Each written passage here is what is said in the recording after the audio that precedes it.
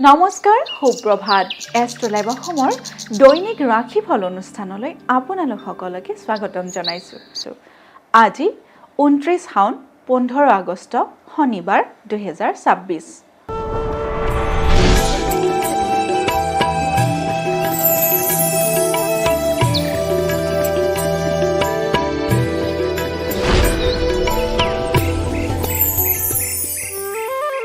পঞ্চাং অনুসৰি আজিৰ দিনটো ৰাশিফল। মেঘ ৰাশি। মেঘ ৰাশি স্ত্ৰী সুখ লাভ।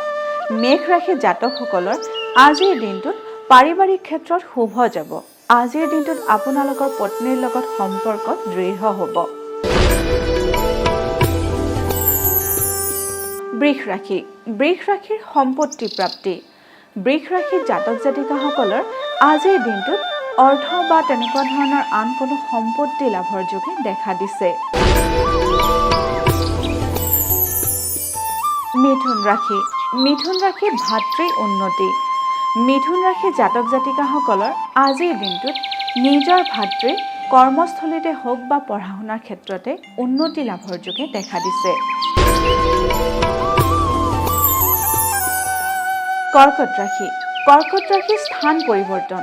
কৰ্কট ৰাশিৰ জাতক জাতিকাসকলৰ আজিৰ দিনটোত কৰ্মস্থলীতে হওক বা ঘৰুৱাভাৱে হওক স্থান পৰিৱৰ্তনৰ যোগে দেখা দিছে।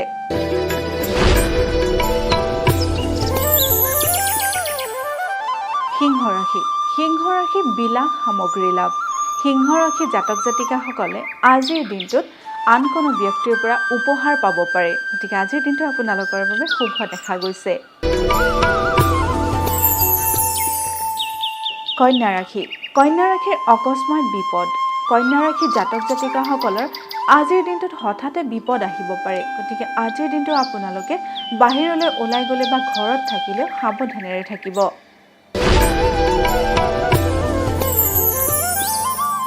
তুলা ৰাশি। তুলা ৰাশিৰ শত্ৰুৰ পৰা ভয়। তুলা ৰাশিৰ জাতক জাতিকাসকলে আজিৰ দিনটোত শত্ৰুৰ পৰা আঁতৰত থাকিবলৈ চেষ্টা কৰিব, কাৰণ আজিৰ দিনটোত আপোনালোকৰ শত্ৰুৰ পৰা অনিষ্ট সাধনৰ যোগে দেখা দিছে।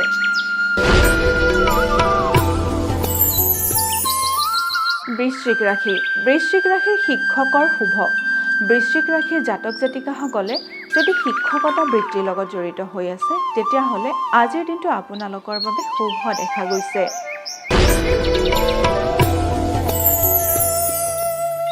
ধনু ৰাশি। ধনু ৰাশি মানসিক অশান্তি। ধনু ৰাশি জাতক জাতিকাসকলে আজিৰ দিনটো মানসিক অশান্তিত ভুগি থাকিব পাৰে।